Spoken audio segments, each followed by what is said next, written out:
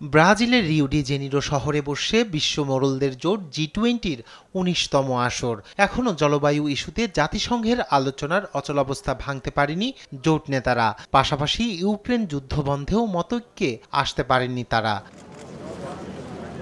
স্থানীয় সময় সোমবারের আলোচনায় জলবায়ু ইস্যুকে প্রাধান্য না দিয়ে ইউক্রেন রাশিয়ার যুদ্ধ নিয়ে কথা বলেন জোট নেতারা।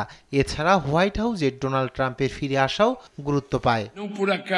এর আগে বিশ্বের ধনী অর্থনীতির এ দেশগুলোর প্রতি আজারবাইজানে থমকে যাওয়া জলবায়ু আলোচনায় গতি ফেরানোর আহ্বান জানিয়েছিল জাতিসংঘ। সেই সঙ্গে বৈশ্বিক উষ্ণায়নজনিত ক্ষতি মোকাবেলায় উন্নয়নশীল দেশগুলোর প্রচেষ্টায় অর্থায়ন বাড়ানোর তাগিদ দেয় সংস্থাটি।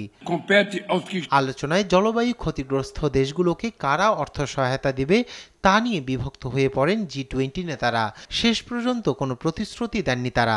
এ প্রসঙ্গে পরামর্শক গ্রুপ গ্লোবাল সিটিজেনের সহ প্রতিষ্ঠাতা মিক শেলড্রিক বলেন, জলবায়ু মোকাবেলায় বিশ্ব নেতাদের ঐক্যমত্যে পৌঁছা কঠিন হয়ে যাচ্ছে। সম্মেলনের প্রথম দিনে ইউক্রেন যুদ্ধ নিয়ে আলোচনা হলেও জোট নেতারা কোনো সমঝোতায় পৌঁছাতে পারেননি।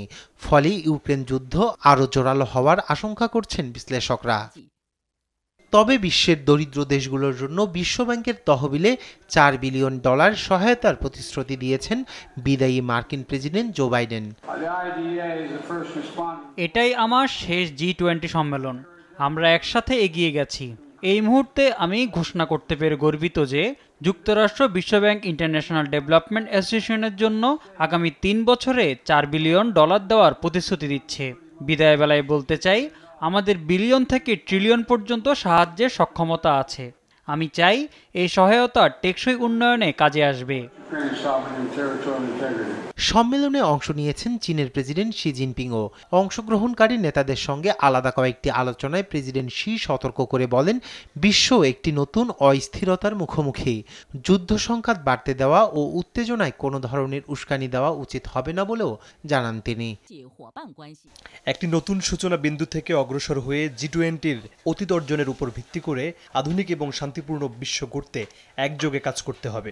জি-20 নেতাদের মনে রাখতে হবে, একে অপরের উন্নয়নকে চ্যালেঞ্জের পরিবর্তে সুযোগ হিসেবে দেখতে হবে। একে অপরকে প্রতিদ্বন্দ্বী না ভেবে অংশীদার হিসেবে কাজ করলে ভারসাম্যপূর্ণ প্রযুক্তি নির্ভর বিশ্ব গড়া সম্ভব।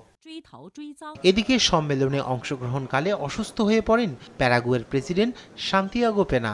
সম্মেলনের প্রথম দিন অসুস্থ হয়ে পড়লে তাকে রিও ডি জেনিরোর একটি হাসপাতালে ভর্তি করা হয়। মঙ্গলবার শেষ হওয়ার কথা রয়েছে জি-20 সম্মেলন। সমাপনী দিনে দেরিতে উপস্থিত হওয়ায় ফটো সেশন থেকে বাদ পড়েছেন বাইডেন, ট্রুডো ও মেলোনি।